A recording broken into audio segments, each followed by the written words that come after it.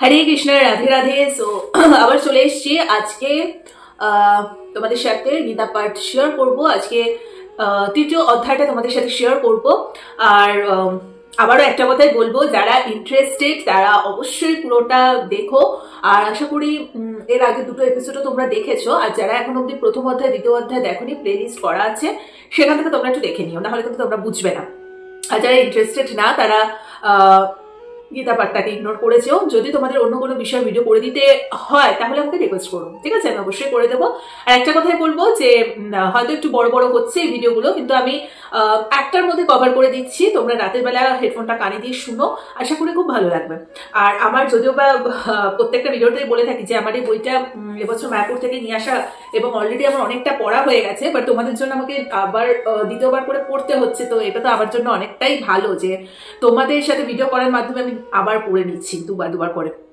আর চলো, তো তৃতীয় অধ্যায়টা স্টার্ট করছি।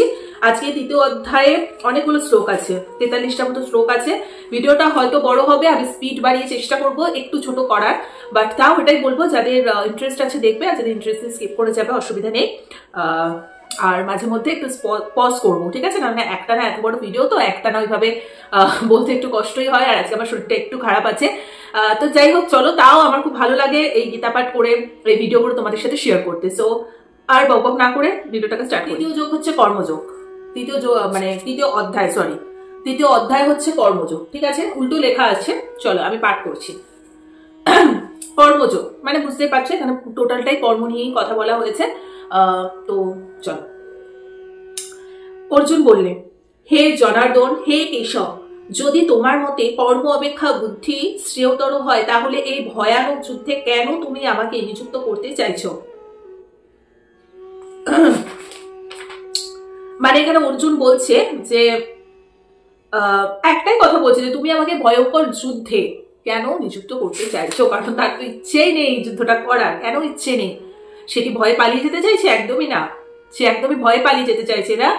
সে যখন দেখছে যে তার সামনে তার আত্মীয় স্বজন আছে, বন্ধু বান্ধবেরা উপস্থিত আছে, তখন সে সেই যুদ্ধটা করতে একটু ইতস্তত বোধই করছে যে কি হবে, নিজেদের পরিবারের লোকজনকে মেরে এই রাজ্যাভাস নিয়ে তার হবে কি। আর কতটা মানে ভালো একটা হৃদয়ের মানুষ হলে এটা বলতে পারে, তাই না? আচ্ছা, শ্লোক 2, তোমার দ্ব্যর্থবোধক বাক্যের দ্বারা আমার বুদ্ধি বিভ্রান্ত হচ্ছে, তাই দয়া করে আমাকে নিশ্চিন্তভাবে বলো কোনটি আমার পক্ষে সর্বাপেক্ষা কল্যাণকর। ঠিক আছে, এখানে অর্জুন সাধারণ মানুষের উদ্দেশ্যে শ্রীকৃষ্ণের থেকে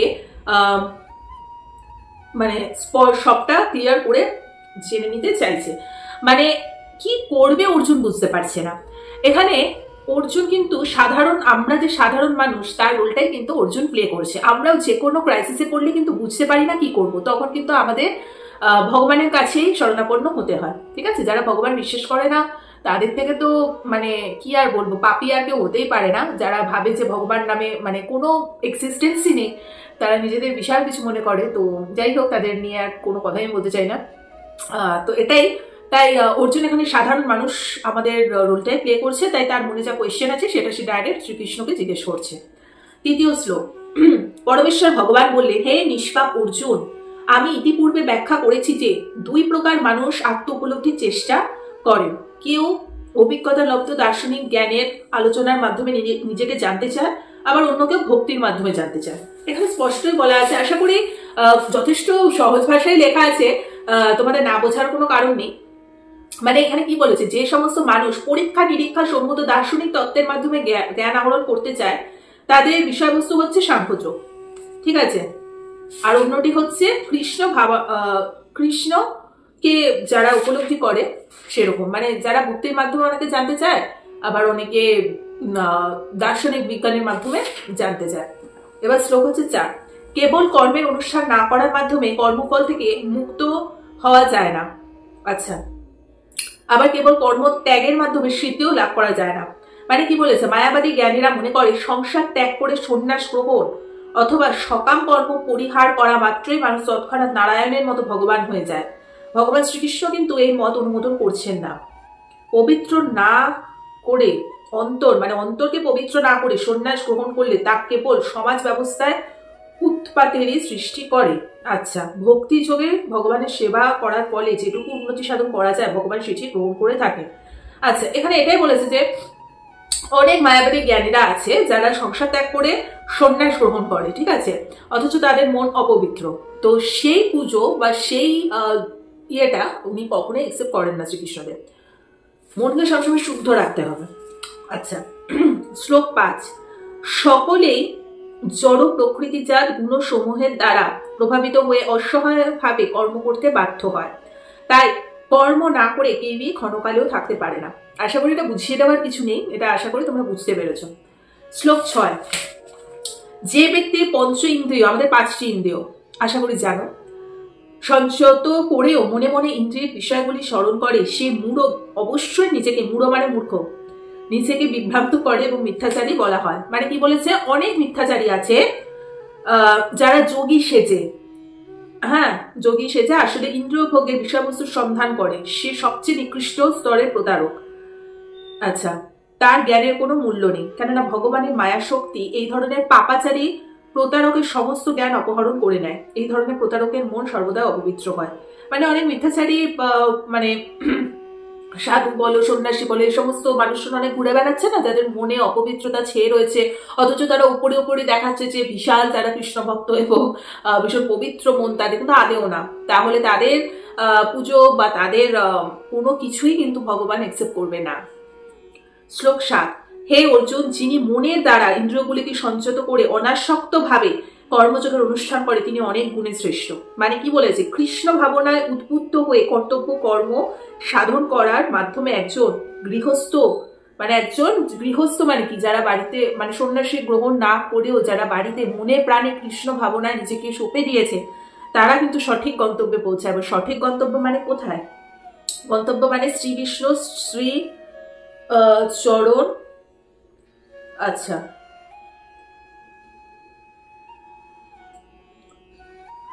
শ্রী চরণবিন্দ্রের আশ্রয় পৌঁছায়, বুঝেছ? যে ভণ্ড সাধু জীবিকা নির্বাহের জন্য ধ্যান করার ভান করে, তার থেকে রাস্তার ঝাড়ুদার অনেক বেশি মোহন। ওই একই কথা, সন্ন্যাসী না হয়েও যেসব মানুষ গৃহে বসে সঠিকভাবে ভগবানের আরাধনা করবে, মন প্রাণ থেকে চাইবে, তাদেরই তো উন্নতি হবে। ওই ভণ্ড সাধু সেজে, সন্ন্যাসী সেজে, মানুষ ঠকিয়ে এই জিনিসগুলো করার তো কোনো মানে হয় না। শ্লোক 8। তুমি শাস্ত্র নির্ধারিত কর্মের অনুষ্ঠান করো, কেননা কর্মত্যাগ থেকে কর্মের অনুষ্ঠান শ্রেয়। কর্ম না করে কেউ দেহ যাত্রা নির্বাহ করতে পারে না। অর্থাৎ একটাই এখানে কথা, জীবন যাপনের জন্য মানুষকে কর্ম করতে হবে, কর্ম ত্যাগ করে কোনো দিনই কোনো কিছু করা সম্ভব নয়, ঠিক আছে? শ্লোক 9। বিষ্ণুর প্রতিবিধান করার জন্য কেবলমাত্র কর্ম করা উচিত, তা না হলে কর্মই এই জড়জগতে বন্ধনের কারণ হয়। হে কন্তেও, তাই তার সন্তুষ্টি বিধানের জন্য কেবল তুমি তোমার কর্তব্য কর্মের অনুষ্ঠান করো, এইভাবেই তুমি সর্বদা বন্ধন থেকে মুক্ত হতে পারবে।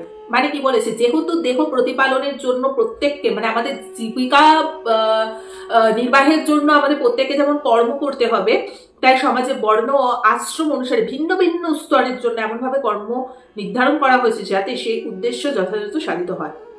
আচ্ছা, যজ্ঞ বলতে এখানে ভগবান শ্রী বিষ্ণু যজ্ঞের কথা বলা হয়েছে। নির্ধারিত আচার অনুষ্ঠানের মাধ্যমে যজ্ঞ সম্পাদন করা, অর্থাৎ সরাসরি ভাবে ভগবান শ্রী বিষ্ণুর সেবা করার মাধ্যমে এই কথা বলা হচ্ছে, ঠিক আছে? তাই বিষ্ণুকে সন্তুষ্ট করার জন্যই কর্ম করা উচিত। এছাড়া এই জড়জগতের অন্য সমস্ত কর্মই বন্ধনের কারণ হবে, কেননা ভালো খারাপ উভয় কর্মেরই প্রতিফল আছে, ঠিক আছে? তাই শ্রীকৃষ্ণকে সন্তুষ্ট করার জন্য কৃষ্ণ ভাবনাময় হয়ে কর্ম করতে হবে এবং এভাবে কর্ম করার মাধ্যমে মুক্ত স্তরে স্থিত থাকা যায়। অর্থাৎ এক মনে যদি ভগবানের আরাধনা করা যায়, ভগবানকে নিয়ে সবসময় ভগবানের কাছে নিজেকে সঁপে দেওয়া যায়, তাহলেই তো সেটা সত্যিই ভালো কর্ম। মানে হয় না যে এই যারা আমরা যারা মায়াপুরে এদেরকে দেখি, হ্যাঁ, তারপরে যারা বৃন্দাবন বলো, মথুরা বলো, এখানে এইসব মানুষের মনে কোনো পাপ টাপ নেই, তারা কিন্তু কর্ম করছে। তারা তো হাত পা গুটিয়ে বসে নেই যে ভগবানের স্থানে আছে বলে তারা হাত পা গুটিয়ে বসে আছে, সেটা তো নেই। তারাও কিন্তু কর্ম করে যাচ্ছে, কিন্তু তাদের কর্ম কত পবিত্র, তাই না? আচ্ছা, মানে সাধারণ মানুষদের কি রকম যে সারাক্ষণ গসিপ করছে, এই করছে, কর্ম করছে, কিন্তু তার সাথে এই জিনিসগুলো করে যাচ্ছে। ভগবানের নাম জ্ঞান করার তো কোনো কথাই নেই, উল্টে মানুষের ক্ষতি করা, এই সেই এইসব নিয়ে ভাবছে। তাই বলছে এগুলো করার কখনোই উচিত না। যদি সত্যি এই জড়জগৎ থেকে মুক্তি পেতে হয়, এই জড়জগতের বন্ধন থেকে, তাহলে সবসময় ভগবানের আরাধনা করতে হবে। শ্লোক 10। আচ্ছা, সৃষ্টির প্রারম্ভে সৃষ্টিকর্তা যজ্ঞাদি সহ প্রজা সকল সৃষ্টি করে বলেছিলেন এই যজ্ঞের দ্বারা তোমরা উত্তরোত্তর সমৃদ্ধ হও। কারণ এই যজ্ঞ মানে হচ্ছে নাম কীর্তন, ঠিক আছে? এখানে কিন্তু যাগযজ্ঞের কথা বলা হয়নি, নাম কীর্তনের কথা বলা হয়েছে। কলিযুগে তোমাদের সমস্ত অভিষ্ট পূর্ণ করবে। মানে কি বলেছে এই শ্লোকটা থেকে? শ্রীকৃষ্ণ এই জড়জগৎ সৃষ্টি করেছে, হ্যাঁ, বদ্ধ জীবকে যজ্ঞ অনুষ্ঠান করার জন্য, শান্তিতে বসবাস করার জন্য, তারপর পূর্ণ কর্ম করে দেহত্যাগ করে গোলকে যাওয়ার জন্য। শ্রীকৃষ্ণ কেন সৃষ্টি করেছেন এই জড়জগৎকে? কারণ তারা এই জড়জগতে এসে যাতে ওনার নাম কীর্তন করে, শান্তিতে বসবাস করে এবং পুণ্য কর্মের মাধ্যমে দেহত্যাগের ফলে যাতে গোলকে চলে যায়, স্বর্গেও না গোলকেই কিন্তু ভগবান শ্রীকৃষ্ণদেব আছেন। এবং ওনার কাছে চলে যাওয়া মানে কিন্তু আর কখনো তুমি এই পৃথিবীতে কোনো রূপেই ফেরত আসবে না। স্বর্গে গেলে তো ঠিক আছে, কয়েক বছর স্বর্গে মানে সুখ ভোগ করে আবার তোমাকে এই পৃথিবীতেই আসতে হবে, ঠিক আছে? সুতরাং আর নরকের কথা তো ছেড়েই দিই। তাই এমন সবসময় কৃষ্ণের প্রতি সেই সিদ্ধ দাতারা রয়েছে না, সেসব মানুষেরা তো সত্যি গোলকেই চলে গেছে, যারা সারাক্ষণ শুধু ধ্যান জ্ঞান সবকিছু ওনার কাছে সঁপে দিয়েছে। এখানে যজ্ঞ বলতে নাম কীর্তনের কথা বলা হয়েছে। বৈদিক শাস্ত্রে আচ্ছা, বৈদিক শাস্ত্রে যেসব যাগযজ্ঞের কথা বলা হয়েছে, কলিযুগের মানুষেরা তা করতে পারবে না, বা কলিযুগের মানুষের পক্ষে তো অত সময় নেই যে বৈদিক যুগে যেরকম যাগযজ্ঞ করা হতো রাজা মহারাজাদের সময়, আমাদের এই কলিযুগে সাধারণ মানুষদের পক্ষে তো মানে খুব কম, যে কোনো অনুষ্ঠান ছাড়া তো সবসময় আমাদের ওরকম যাগযজ্ঞ করার আসে না অত কিছু। তাই জন্যই একটা শর্টকাট যজ্ঞ এখানে করতে বলেছে, সেটা হচ্ছে নাম কীর্তন। এইটুকু তো কলিযুগের মানুষরা করতেই পারে, তাই শুধু কলিযুগের মানুষদের নাম কীর্তন যজ্ঞ করতে বলেছে। নাম কীর্তনের হচ্ছে আসল মুক্তি। আশা করি বুঝতে পেরেছো, বুঝিয়ে বলতে পেরেছি তোমাদের। এবার শ্লোক হচ্ছে 11। তোমাদের যজ্ঞ অনুষ্ঠানে প্রীত হয়ে দেবতারা তোমাদের প্রতি সাধন করবে, এভাবে পারস্পরিক প্রতিবিধান করার মাধ্যমে তোমরা পরম মঙ্গল লাভ করবে। মানে কি বলেছে? ভিন্ন ভিন্ন যজ্ঞ ভিন্ন ভিন্ন দেবদেবীর তুষ্টি সাধনের জন্য অনুষ্ঠিত হয়, কিন্তু তা হলো সমস্ত যজ্ঞই পরম শ্রী বিষ্ণুর আরাধনা করা হয়ে থাকে। ভগবদ গীতাতেও বলা হয়েছে শ্রীকৃষ্ণ স্বয়ং সমস্ত যজ্ঞের ভোক্তা। এগুলো আশা করি বুঝতে পারছো। যজ্ঞ অনুষ্ঠান করার ফলে খাদ্য সামগ্রী শুদ্ধ হয়। আহার করার ফলে মানে যজ্ঞ করার ফলে যেটা আমরা প্রদান করছি ভগবানকে সেটা শুদ্ধ খাদ্য, সেটা যখন আমরা আহার করছি তখন আমাদের মন প্রাণও তো শুদ্ধ হয়ে যায়। আমরা বলি না যে এটা কি সুস্বাদু খেতে ঠাকুরের প্রসাদ, সেটাই বলছে। সত্তা শুদ্ধ হওয়ার পরে স্মৃতি শুদ্ধ হয়, তখন মোক্ষ লাভের চিন্তা করতে পারে। আর এই সবকিছুই আমাদের কৃষ্ণ ভাবনার মাধ্যমেই হতে পারে, যা বর্তমান যুগে একান্তভাবে প্রয়োজন। আচ্ছা, এবার শ্লোক হচ্ছে 12। ভালো করে শুনছো আশা করছি, একটু শোনো, আর কোথাও কোনো প্রবলেম হলে আমাকে কমেন্ট করো। যজ্ঞের ফলে সন্তুষ্ট হয়ে একটু দেখে নাও, এই দেখো শ্লোক 12 করছি, ঠিক আছে? যজ্ঞের ফলে সন্তুষ্ট হয়ে দেবতারা তোমাদের বাঞ্ছিত ভোগ্য বস্তু প্রদান করবেন, কিন্তু দেবতাদের প্রদত্ত বস্তু তাদের নিবেদন না করে যে ভোগ করে সে অবশ্যই চোর। চোর মানে এখানে আমাদেরকেই বুঝিয়েছে। কি বুঝিয়েছে? বেদে বিভিন্ন গুণ অনুসারে বিভিন্ন দেবদেবীর পূজা করার নির্দেশ আছে, ঠিক আছে? যেমন মাংসাশী মানুষদের জন্য জড় প্রকৃতির বিভৎস প্রকাশ রূপে কালী পুজো করার নির্দেশ করা হয়েছে। কালী পুজোতে পশু বলি হয়, কালীর কাছে পশু বলির অনুমোদন করা হয়েছে। কিন্তু যারা সত্যগুণে অধিষ্ঠিত, সত্যগুণ মানে যারা নিরামিষাশী মানুষ, তাদের কোন ঠাকুরের আরাধনা করতে বলা হয়েছে বেদে? পরম ভগবান শ্রী বিষ্ণু। বোঝা গেছে আশা করি? মানুষের জীবনের ধারাগুলি ভগবানই সৃষ্টি করেছেন, ঠিক আছে? যেমন সত্যগুণে স্থিত মানুষ সবসময় ফল মূল শাকসবজি দুধ চিনি খাদ্যশস্য এইসব খায়। মাংসাশী মানুষদের খাদ্য মাংস, ঠিক আছে, এটা স্বাভাবিক।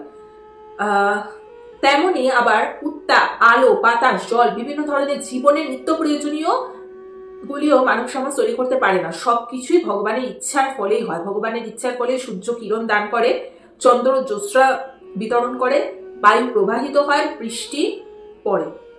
এগুলি ছাড়া তোকে বেঁচে থাকতে পারে না, সবকিছুর মূলেই আছে ভগবান। ঠিক আছে, আমরা যদি মানব জীবনের উদ্দেশ্য ভুলে গিয়ে ভগবানের প্রতিনিধিদের দেওয়া সম্পত্তিগুলি কেবল ইন্দ্রিয় সুখ ভোগের জন্য ব্যবহার করি, তাহলে তা চুরি করারই সামিল। এখানে চোর বলতে আমাদের বোঝানো হয়েছে।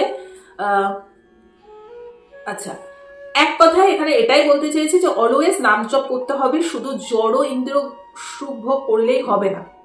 মানে আমরা এই পৃথিবীতে জন্মে মানে এত কিছু জিনিস, মেটেরিয়ালিস্টিক জিনিসের প্রতি এত বেশি আসক্ত হয়ে যাই যে আমরা ভগবানের নাম জপ করা ভুলে যাই, এবং আমরা ভাবি এই যে মেটেরিয়ালিস্টিক জিনিসপত্র নিয়ে পার্টি করছি, ক্লাবে যাচ্ছি, মদ খাচ্ছি, তারপরে মানুষজনকে অশ্রদ্ধা করছি, এই সমস্ত করার মাধ্যমে পিএনপিসি করছি, এগুলো করার মাধ্যমে তারা যদি ভেবে থাকে যে বিশাল কিছু নিজেকে, তাহলে সেটা কিন্তু হবে না। তাই মেন কথা হচ্ছে নাম জপ করতে হবে।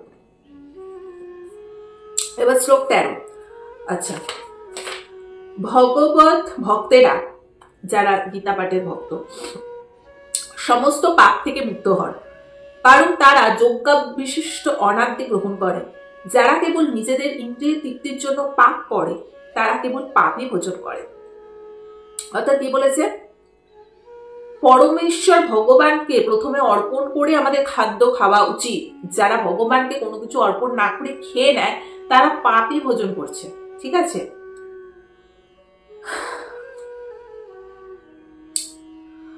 আচ্ছা, তা এক কথা হচ্ছে কৃষ্ণ ভাবনায় সংকীর্তন করতে হবে এবং নিরামিষ খেতে হবে, কারণ নিরামিষটাই একমাত্র কিন্তু ভগবানকে আমরা প্রদান করে সেই প্রসাদটা আমরা খেতে পারবো। আমিষ নিশ্চয়ই আমরা ভগবানকে দিই না, তাই না? সেটাই তো, এটাই বলেছে যে তুমি ফল মূল যাই কিনে বাড়িতে আনো না কেন, সেটা সর্বপ্রথম আগে ভগবানকে প্রদান করতে হবে, তারপর নিজেদের খাওয়া উচিত। আচ্ছা, শ্লোক 14। সমস্ত প্রাণীরা অন্ন খেয়ে জীবন ধারণ করে, যে অন্ন বৃষ্টিপাতের ফলে উৎপন্ন হয়। অবভিয়াসলি বৃষ্টিপাত ছাড়া অন্ন উৎপাদন হবে কি করে? বৃষ্টি উৎপন্ন হয় যজ্ঞ অনুষ্ঠান করার ফলে, এবং যজ্ঞের উদ্ভব হয় শাস্ত্র নির্ধারিত কর্মসমূহের সম্পাদন করার ফলে। তাহলে কি বলেছে এখানে? এটাই বলেছে যে ইন্দ্র, চন্দ্র, বরুণের মতো দেবতারা তাদের সন্তুষ্ট করার জন্য বেদে যজ্ঞ করার নির্দেশ দেওয়া হয়েছে, যাতে তারা সন্তুষ্ট হয়ে ফসল উৎপাদনের জন্য প্রচুর পরিমাণে আলো, বাতাস, জল দান করে। ইন্দ্র দেবতা, চন্দ্র দেবতা, বরুণ দেবতাদের থেকেই তো আমরা এগুলো পেয়ে থাকি, তাই তাদের সন্তুষ্ট করাটাও আমাদের কর্তব্য। ভগবান শ্রীকৃষ্ণের আরাধনা করা হলে ভগবানের অঙ্গস্বরূপ দেবদেবীরাও একাধারে পূজিত হন, তাই তাদের আলাদা করে পুজো করার প্রয়োজন হয় না। এবার ধরো যদি আমরা আলাদা আলাদা করে চন্দ্র, ইন্দ্র, বরুণ, ভগবান দেবদেবী মানে সন্তুষ্ট করার জন্য যাগযজ্ঞ করতে নাও পারি, তাহলে শুধুমাত্র শ্রীকৃষ্ণের আরাধনা করলে কিন্তু সমস্ত দেবদেবীদের পুজো হয়ে যায়, সেটাই এখানে বলেছে। তাই কৃষ্ণ ভাবনাময় ব্যক্তি যিনি কেবল কৃষ্ণ প্রসাদী গ্রহণ করেন, আর যারা করে না তারা সমস্ত পাপ কর্মের ফল ভোগ করার জন্য শুকর কুকুরের রূপ ধারণ করে জন্মগ্রহণ করে। কার্যত শাকসবজি খাদ্যই গ্রহণযোগ্য, নিরামিষ খেতে বলেছে। আচ্ছা, আর পশুরা কি খায়? উচ্ছিষ্ট খায়, ঘাস পাতা খায়, এইসব খায় না? আকাশ থেকে বৃষ্টি হওয়ার ফলে খেতে ফসল হয় এবং বৃষ্টি নিয়ন্ত্রণ করে চন্দ্র, ইন্দ্র, সূর্য আদি দেবতারা, এরা সকলে ভগবানের দাস। একদমই দেখ। আচ্ছা, একটু পজ করে তারপর আবার আসছি। আচ্ছা চল, এবার শ্লোক হচ্ছে 15। যজ্ঞাদি কর্ম বেদ থেকে উদ্ভূত হয়েছে এবং বেদ সম্মুখ রূপে প্রকাশিত হয়েছে অক্ষর বা পরমেশ্বর ভগবান থেকে, অতএব সর্বব্যাপক ব্রহ্ম সর্বদা যজ্ঞে প্রতিষ্ঠিত আছে। আচ্ছা, এখানে কি বলতে চেয়েছে? ভগবান শ্রীকৃষ্ণকে তুষ্ট করার জন্যই যে কর্ম করা প্রয়োজন, সেটি এই শ্লোকে বলা হয়েছে। যোগ্য পুরুষ শ্রী বিষ্ণু সন্তুষ্টির জন্য কর্ম করতে হলে আমাদের অবশ্যই বেদের নির্দেশ ফলো করতে হবে। বেদের সমস্ত কর্ম পদ্ধতি সম্বন্ধে নির্দেশ করা আছে। সাধারণ জীবনে যেমন মানুষকে রাষ্ট্রের নির্দেশ মেনে চলতে হয়, সাধারণভাবে আমরা যখন চলাচল করি সেরকম যেরকম আমাদের রাষ্ট্রের নির্দেশ মেনে চলতে হয়, তেমনি ভগবানের নির্দেশ পালন করার জন্য বেদ পড়তে হবে, এটাই বলা হয়েছে। শ্লোক 16। হে অর্জুন, যে ব্যক্তি এই মনুষ্য জীবনে বেদের দ্বারা প্রতিষ্ঠিত যজ্ঞ অনুষ্ঠানের পন্থা অনুসরণ করে না, ইন্দ্রিয় সুখে লিপ্ত সে পাপী ব্যক্তি বৃথা জীবন ধারণ করে।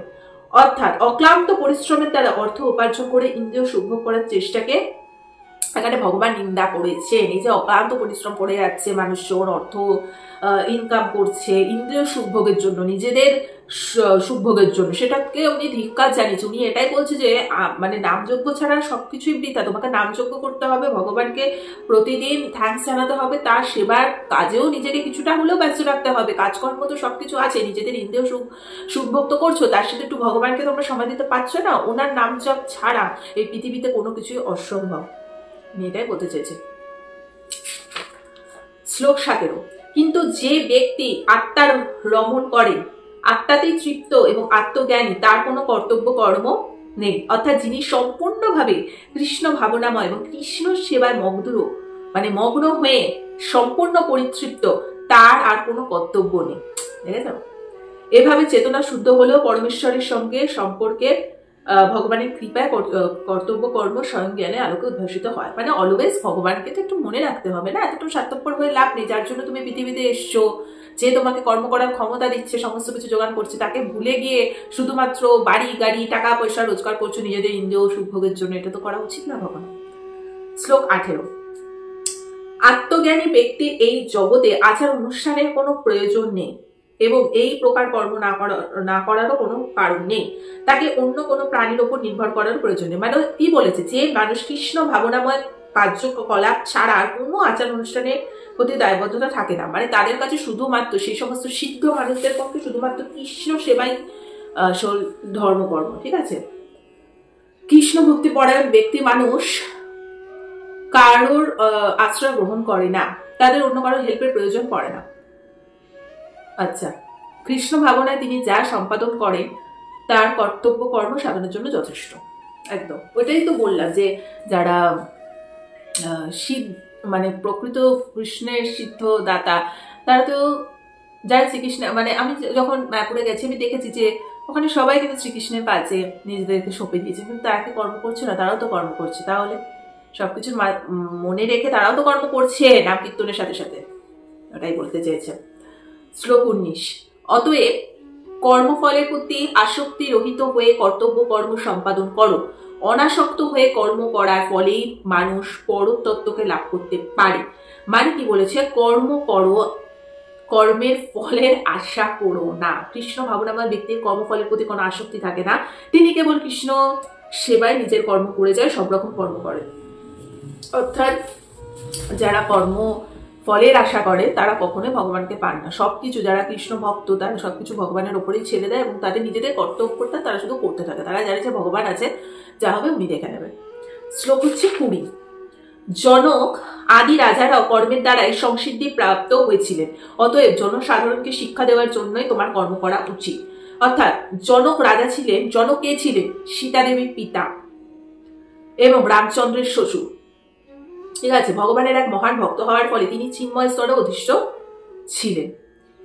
আচ্ছা, ভগবান শ্রীকৃষ্ণ এবং তার চিরন্তন সখা অর্জুনের কুরুক্ষেত্রে যুদ্ধ করার কোনো প্রয়োজন ছিল না, কিন্তু সদু উপদেশ ব্যর্থ করলে হিংসা অবলম্বনের প্রয়োজনও যে আছে সেটি সাধারণ মানুষকে বোঝাবার জন্য যুদ্ধ করেছিল। অর্থাৎ কুরুক্ষেত্রে যুদ্ধ করার আগেও শ্রীকৃষ্ণ চেষ্টা করেছিলেন যাতে যুদ্ধটা না হয়, কিন্তু অপর পক্ষ তা কোনোদিনই শুনেনি, তাই জন্য এই যুদ্ধটা করতেই হয়েছে। শ্লোক এবার 21। আচ্ছা, শ্রেষ্ঠ ব্যক্তি যেভাবে আচরণ করে সাধারণ মানুষেরা তার অনুসরণ করে, তিনি যা প্রমাণ বলে স্বীকার করে সমগ্র পৃথিবী তারই অনুগমন করে। মানে সাধারণ মানুষদের সবসময় একজন নেতার প্রয়োজন, যাদেরকে দেখে তারা চলতে পারবে। যদি নেতা নিজেই ধূমপান করে তাহলে জনসাধারণও ধূমপান থেকে বিরত হবার শিক্ষা তিনি দিতে পারবে না জনসাধারণকে, তারাও ধূমপান করবে, মদ্যপান করবে। শ্রী চৈতন্য মহাপ্রভু বলেছেন যে শিক্ষা প্রদান করার পূর্বে, মানে শিক্ষা প্রদান করার পূর্বে শ্রী চৈতন্যদেব বলেছে শিক্ষকের সঠিকভাবে আচরণ করা উচিত। হ্যাঁ, যিনি শিক্ষা দেন তাকে বলে আচার্য বা আদর্শ শিক্ষক। তিনি যদি ঠিকঠাক না শিক্ষা দিতে পারে তাহলে সাধারণ মানুষরা তাকে দেখে কি অনুসরণ করবে। এবার হচ্ছে শ্লোক 22। আচ্ছা, হে পার্থ, এই ত্রিজগতে আমার কোনো কর্তব্যই নেই। শ্রীকৃষ্ণদেব পার্থকে বলছেন অর্জুনকে, আমার অপ্রাপ্ত কিছু নেই এবং প্রাপ্তব্য কিছু নেই, তবুও আমি কর্মে ব্যপ্ত আছি। উনি বলছে যে আমার এই ত্রিজগৎ থেকে কিছুই পাওয়ারও নেই, কিছুই নেই আমার, তবুও তো তা সত্ত্বেও তো আমাকে এই যুদ্ধটা করতে হচ্ছে। ভগবান শ্রীকৃষ্ণ কুরুক্ষেত্রের যুদ্ধে ক্ষত্রিয়দের নেতা রূপে অবতীর্ণ হয়েছে, কেননা দুর্বলদের রক্ষা করাই হচ্ছে ক্ষত্রিয়দের কর্তব্য। ঠিক আছে, অর্থাৎ তাকে তার কর্মের জন্য, মানে এক প্রকার তার কর্মটা তাকে করে যেতে হচ্ছে, তার কিন্তু কোনো কিছু যায় আসে না। হ্যাঁ, কিন্তু তাও সাধারণ মানুষকে শিক্ষা দেওয়ার জন্যই এই দৃষ্টান্ত, যে ভগবান হয়েও যদি সে তার কর্মে ফোকাস থাকতে পারে, আমরা তো সাধারণ মানুষ, আমাদের তো নিজেদের কর্ম নিজেদেরকে করতেই হবে। শ্লোক 23। হে পার্থ, আমি যদি অনলসভাবে কর্তব্য কর্মে প্রবৃত্ত না হই, তবে আমার অনুবর্তী হয়ে সমস্ত মানুষই কর্মত্যাগ করবে। শ্রীকৃষ্ণ বলেছেন আজকে আমি যদি নিজের কর্ম সম্পন্ন না করি, তাহলে সমস্ত মানুষই কর্মত্যাগ করবে। একদমই, সাধারণ মানুষ কি শিখবে তাহলে? তাই এই যুদ্ধ আমার করা। উনি আগে বলেছেন, আগের শ্লোকটাতে এটাই বলেছেন যে শিক্ষক এমন হতে হবে যাকে দেখে সাধারণ মানুষ শিখবে। এখন যদি শ্রীকৃষ্ণ দেখবো ওইটাই করতে, যে ঠিক আছে চলো আমার কর্ম করার কিছু নেই, তাহলে আমাদের মতো সাধারণ মানুষরা তো সেটাই শিখতো, তাই না? আচ্ছা, শ্লোক হচ্ছে 24। ঠিক আছে, এখানে বলেছে আমি যদি কর্তব্য কর্ম না করি, তাহলে সমগ্র জগৎ উৎসন্ন হবে, আমি বর্ণ সম্পদ সৃষ্টির কারণ হব, এবং তারপরে সমস্ত প্রজার শান্তি নষ্ট হবে। ওটাই বলতে চাইছে, তাই তাকে কর্ম করতে হবে। শ্লোক হচ্ছে 25। হে ভারত, অজ্ঞানীরা যেমন কর্মফলের প্রতি আসক্ত হয়ে তাদের কর্তব্য কর্ম করে, তেমনি জ্ঞানীরা অনাসক্ত হয়ে একই কর্ম করে, কেবল মানুষকে সঠিক পথে পরিচালনা করার জন্য।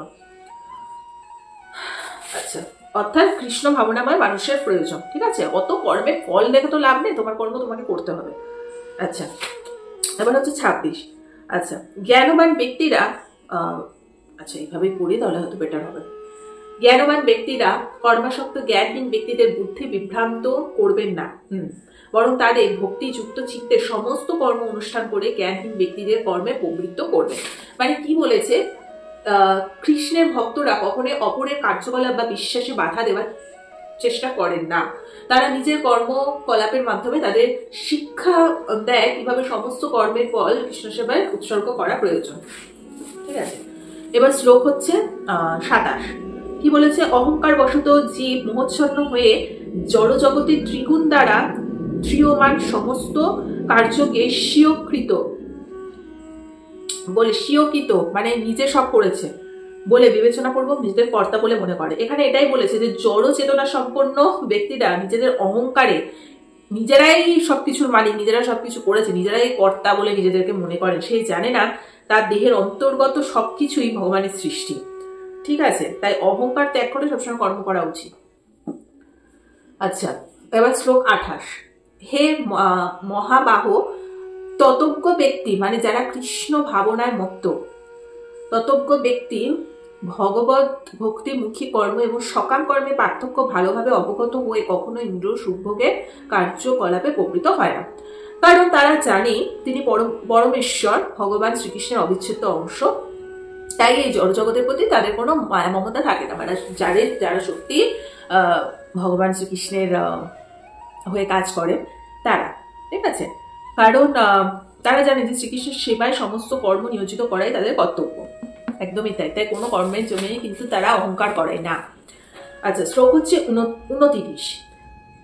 জড় প্রকৃতির গুণের দ্বারা মোহাচ্ছন্ন হয়ে অজ্ঞান ব্যক্তিরা জাগতিক কার্যকলাপে প্রবৃত্ত হয় এবং তাতে আসক্ত হয়ে পড়ে, কিন্তু তাদের কর্ম নিকৃষ্ট হলেও তত্ত্বজ্ঞানী পুরুষেরা সেই মন্দ বুদ্ধি এবং অল্পজ্ঞ ব্যক্তিগণকে বুঝিতে পারেন না। মানে কি বলেছে, মূর্খ লোকেরা তাদের জড় দেহটিকে আত্মা বলে মনে করে। জড় দেহটিকে কেন্দ্র করে যে সমস্ত মানুষ তাদের সম্পর্ক গড়ে ওঠে তাদের আত্মীয় বলে স্বীকার করে। একদম, তারা মনে করে ভগবানের কথার কোনো দাম নেই, ভগবানের বিষয়ে তাদের কোনো আগ্রহ নেই। যারা অজ্ঞ তারা কৃষ্ণ ভাবনার মর্ম কখনোই বোঝে না। তাই ভগবান শ্রীকৃষ্ণ উপদেশ দিয়েছে তাদের বিচলিত করে অনাত্ম সময় নষ্ট না করতে। হ্যাঁ, ভগবান এটাই বলেছেন তাদের মানে তাদের ভক্তদের, যে দরকার নেই আমার কোনো কিছু জ্ঞান তাদের কাছে প্রচার করা, কি দরকার, তারা তো নিজেদেরকে বিশাল কিছু বলে মনে করছে, বেকার তোমাদের সময় নষ্ট করছে। কিন্তু কৃষ্ণ ভক্ত যারা তাদের কর্ম তো করতেই হবে, তাদের কর্মই হচ্ছে ভগবান শ্রীকৃষ্ণের এর মাহাত্ম্য সকলের মধ্যে ছড়িয়ে দেওয়া। সে কে শুনলো না শুনলো, মানে যেমন দেখো আমি যে ভিডিওটা করছি আমি জানি যে কোনো ভিউজ আসবে না, একটা মানুষও দেখবে না, কারণ ভালো ভিডিও মানুষজন দেখে না। তাই বলে কি আমি আমার নিজের কর্ম করছি না? আমি প্রতিদিনই তো এই চ্যানেলে সপ্তাহে 3 দিন করে ভগবদ্গীতার ক্লাস স্টার্ট করে দিয়েছি। হ্যাঁ, আমি কিন্তু ফলের আশা করিনি যে কি হবে কি হবে না, আমার কর্ম আমি করে যাচ্ছি। আচ্ছা, শ্লোক 30। অতএব হে অর্জুন, আধ্যাত্ম চেতনা সম্পন্ন হয়ে তোমার সমস্ত কর্ম আমাকে সমর্পণ করো এবং নিষ্কাম মমতার শূন্য এবং লোকশূন্য হয়ে তুমি যুদ্ধ করো। তাহলে কি বলেছে, ভগবানের নির্দেশ কোনোভাবেই বিবেচনা না করে অর্জুনকে কেবল তার নির্দেশ পালন করা উচিত। অর্থাৎ ভগবান যখন বলেছে যুদ্ধ করতে, তাই কোনো দিকে না তাকিয়ে কর্মের ফল কি হবে, কি হতে চলেছে অত না ভেবে তার যুদ্ধ করা উচিত। আচ্ছা, শ্লোক 31। আমার নির্দেশ অনুসারে যে সমস্ত মানুষ তার কর্তব্য কর্ম অনুষ্ঠান করে, যারা শ্রদ্ধাবান এবং মাৎসর্য রহিত হয়ে এই উপদেশ পালন করে, তারা কর্মবন্ধন থেকে মুক্ত হয়। আশা করে বুঝেছো, এটা বুঝিয়ে বলার কিছু নেই। এবার শ্লোক হচ্ছে 32। কিন্তু যারা মাৎসর্য বশত আমার এই উপদেশ পালন করে না, তাদের সমস্ত জ্ঞান থেকে বঞ্চিত, বিমূঢ় এবং পরমার্থ লাভের সকল প্রচেষ্টা থেকে ভ্রষ্ট হয় বলে জানবে। অর্থাৎ পরমেশ্বর ভগবানের নির্দেশ অমান্য করলে অবশ্যই তাদেরকে শাস্তি পেতে হবে, সে যতই উচ্চ স্তরে কেউ হোক না কেন। এবার শ্লোক হচ্ছে 33। জ্ঞানবান ব্যক্তিও তার স্বভাব অনুসারে কার্য করেন, কারণ প্রত্যেকেই ত্রিগুণ যার স্বীয় স্বভাবের অনুগমন করে। সুতরাং নিগ্রহ করে কি লাভ হবে? অর্থাৎ পুঁথিগত বিদ্যায় কেউ খুব জ্ঞানী হতে পারে, কিন্তু জড় প্রকৃতির সংস্পর্শে দীর্ঘকাল থাকার ফলে সে জড়বন্ধনে আবদ্ধ হয়ে যায়। শুধুমাত্র পুঁথিগত বিদ্যা পড়লেই কি আমাদের সবকিছু হয়ে যায়? আমরা যদি গীতা পাঠ না করি, আমরা যদি বেদ উপনিষদ এসব না পড়ি, তাহলে কি আমরা সমস্ত কিছু জেনে যাচ্ছি? নিশ্চয়ই না। তাই সম্পূর্ণভাবে কৃষ্ণ ভাবনাময় না হওয়া পর্যন্ত কর্তব্য কর্মসমূহ পরিত্যাগ করা উচিত নয়। আচ্ছা, স্বীয় স্তরে স্থিত উচ্চতর শিক্ষার মাধ্যমে কৃষ্ণ ভাবনা লাভ করাই উত্তম। আচ্ছা, শ্রীকৃষ্ণ মায়ার কবল থেকে উদ্ধার লাভ করা যেতে পারে, একদমই তাই। তাহলে তো আমাদের শুধুমাত্র পুঁথিগত বিদ্যার বাইরেও এই সমস্ত বিষয়গুলো নিয়ে নাড়াঘাটা করতে হবে। যারা সত্যি মন থেকে চাইছে, শ্রীকৃষ্ণদেব চাইছেন যে সে সমস্ত মানুষরাই মানে এগুলো নিয়ে নাড়াঘাটা করুক। যারা মন থেকে মানে না, জোর করে তাদেরকে দিয়ে এই সমস্ত করার তো দরকার নেই।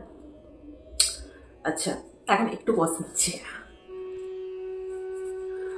শ্লোক হচ্ছে 34। সমস্ত জীবই ইন্দ্রিয়গ্রাহ্য বস্তুতে, আচ্ছা একটু পজ করতে হয়েছিল, একটু বিরতি নিয়েছিলাম তাই। আচ্ছা, অর্থাৎ শ্লোক 34-এ এটাই বলেছে যে শাস্ত্রীয় বিধান অনুসারে নিজের স্ত্রী বাদে অন্য কোনো স্ত্রী লোকের সাথে অবৈধ সঙ্গ করা নিষেধ। অন্য সমস্ত স্ত্রীলোককে মাতৃগানে শ্রদ্ধা করার কথা বেদে বলা হয়েছে, কিন্তু শাস্ত্রের এই নির্দেশ থাকা সত্ত্বেও মানুষ অন্য স্ত্রীলোকের সাথে যৌন আসক্তিতে আজকালকার তো ট্রেন্ড হয়ে গেছে না এগুলো। তাই কৃষ্ণ ভাবনায় আসক্ত হতে হবে, শ্রীকৃষ্ণ দেবের নামজপ করতে হবে, তার প্রতি ভালোবাসা রাখতে হবে, তবে মুক্তি পাওয়া যাবে। সমস্ত কর্মের ফলে মানে সত্যি কথা, মানে মানুষ নিজের বিপদ নিজেই ডেকে আনছে। আচ্ছা, এইসব করে কিন্তু কেউ তাদের মুক্তি প্রদান করতে পারবে না। এবার নেক্সট হচ্ছে শ্লোক 35। স্বধর্মের অনুষ্ঠান দোষরূপ হলেও উত্তম রূপে অনুষ্ঠিত পরধর্ম থেকে শ্রেষ্ঠ। স্বধর্ম সাধনা করতে গিয়ে নিধন হলেও ভালো, কিন্তু অন্যের ধর্মের অনুষ্ঠান করা বিপজ্জনক। মানে এটাই বলেছে যে পরধর্মের আচরণ না করে সম্পূর্ণভাবে কৃষ্ণ ভাবনায় হয়ে স্বধর্মের আচরণ করা উচিত। ভুলভাল কাজ না করে সঠিক কাজ করা উচিত। শ্লোক হচ্ছে 36। অর্জুন বললেন, হে বার্মেয়, মানুষ কার দ্বারা পরিচালিত হয়ে অনাচ্ছিদ্য সত্ত্বেও যে বলপূর্বক নিয়োজিত হয়ে পাপাচরণে প্রবৃত্ত হয়। মানে অর্জুন কি বলেছে এখানে, জীব জড়জগতের সংস্পর্শে আসে তখন সে বিনা দ্বিধায় নানা পাপ কর্ম সাথে লিপ্ত হয়ে যায়। যখন আমরা মায়ের গর্ভ থেকে বেরোই, জড়জগতের সাথে পরিচিত হই, তখন আমরা সমস্ত পাপ কর্মের সাথে লিপ্ত হয়ে যাই। এমনকি কখনো কখনো ইচ্ছাকৃত হয় বা অনিচ্ছাকৃত এটা হয়ে থাকে। তাই এখানে অর্জুন জীবেদের মানে আমাদের বিকৃত স্বভাব, মানে আমাদের এই স্বভাবের সম্পর্কে শ্রীকৃষ্ণের কাছে প্রশ্ন করেছে। হ্যাঁ, যদিও কখনো কখনো জীব পাপ কর্ম করতে চায় না, তবুও সে পাপ কর্ম করতে ব্যর্থ হয়। ঠিক আছে, এবার শ্লোক 37। আচ্ছা, পরমেশ্বর ভগবান বললেন, আচ্ছা হে অর্জুন, রজগুণ থেকে এই জায়গাটা ভালো করে তোমরা একটু শুনবে, যারা আপাতত শুনছো এখন অব্দি। রজগুণ থেকে সমুদ্ভব কামী মানুষকে এই পাপে প্রবৃত্ত করে এবং পরবর্তীকালে এই কামী ক্রোধে পরিণত হয়। সর্বগ্রাসী এবং পাপাত্মক কামকেই জীবের প্রধান শত্রু বলে জানবে। অর্থাৎ কি বলেছে, কিভাবে পাপ কর্মে মানুষ যুক্ত হয় তার বর্ণনা এখানে করা হয়েছে। কিভাবে যুক্ত হচ্ছে, জীব যখন জড়জগতে সংস্পর্শে আসি, মানে আমরা যখন জড়জগতের সংস্পর্শে আসি, ঠিক আছে, তখন আমাদের উচিত কি, পরমেশ্বর ভগবানের প্রতি নাম জপ করা, তাকে মনে রাখা। কিন্তু সে সমস্ত বাদ দিয়ে আমরা কামের প্রতি আমরা ছুটছি। কাম মানে বুঝতেই পারছো কি, এই কামই হচ্ছে জীবের সব থেকে বড় শত্রু। মানে কি বলেছে, ভগবান কৃষ্ণের সেবায় নিয়োজিত করা, ঠিক আছে, এই কামকে কি বলেছে, প্রেমে পরিণত করতে হবে। ভগবান শ্রীকৃষ্ণের প্রতি ভালোবাসায় নিজেকে বিলিয়ে দিতে হবে। যেমন শ্রী রামচন্দ্রের পরম সেবক হনুমান তার ক্রোশ প্রকাশ করে রাবণের স্বর্ণ লঙ্কা দগ্ধ করেছিলেন এবং তার ফলে তিনি ভগবানের মহান ভক্ত পরিণত হয়েছিল। এই ভগবত গীতায় ভগবান শ্রীকৃষ্ণ অর্জুনকে তাই বলেছে যে ক্রোধ শত্রু বাহিনীর ওপরে প্রয়োগ করে ভগবানের সন্তুষ্টি বিধান করার জন্য উৎসাহ দিয়েছে। তাই কাম এবং ক্রোধকে যখন ভগবানের সেবায় নিয়োগ করা হয় সেটাই উচিত। মানে কাম বলো, ক্রোধ বলো, এগুলো সঠিক কাজে আমাদেরকে ইউজ করতে হবে, ঠিক আছে। যেরকম মানে ভগবানের পরম ভক্ত, মানে শ্রীরামচন্দ্রের পরম ভক্ত হচ্ছে হনুমান। কেন, তোমরা তো সেটা সবটাই জানো। তাহলে এখানে তো ক্রোধ দেখা দিয়েছে, তাই না? ক্রোধটা তো ভালোর জন্যই হয়েছে। কোনো কোনো সময় আমরা যখন রেগে যাই সেটা তো অনেক ভালো কাজের জন্যই হয়, সেটা সবসময় তো সেটা খারাপ কর্মের জন্য হয় না। তাই জন্যই শ্রীকৃষ্ণদেব অর্জুনকে বলছে যুদ্ধ করো, এই ক্রোধটাকে ভালো কাজেই তুমি লাগাচ্ছ, এটা খারাপ কিছু হচ্ছে না তোমার। শ্লোক 38। অগ্নি যেমন ধূমের দ্বারা আবৃত থাকে, দর্পণ যেমন ধুলোর দ্বারা আবৃত থাকে এবং গর্ভ যেমন জরায়ুর দ্বারা আবৃত থাকে, তেমনি জীবাত্মা বিভিন্ন মাত্রায় এই কামের দ্বারা আবৃত থাকে। এটা বুঝতে পেরেছ? 29 শ্লোক। এভাবে কামরূপী চির শত্রুর দ্বারা জীবের শুদ্ধ চেতনা আবৃত হয়। এই কাম আগ্রাসী অগ্নির মতো চির অতৃপ্ত। ঠিক আছে, কি বলেছে, এই কামের জন্যই হয়। কি হয়, এই এত মারামারি, রেপ, হিংসা, এগুলো তো সব কামের জন্যই হচ্ছে। এই কাম হচ্ছে অনজ্ঞতার প্রতীক, ঠিক আছে। মানুষজনের মধ্যে আজকালকার দিনে মানুষজনের মধ্যে ক্রোধ, এগুলো সব খারাপ কাজে তারা ইউজ করছে, কোনো ভালো কোনো কিছুর জন্য কিন্তু তারা ইউজ করে না।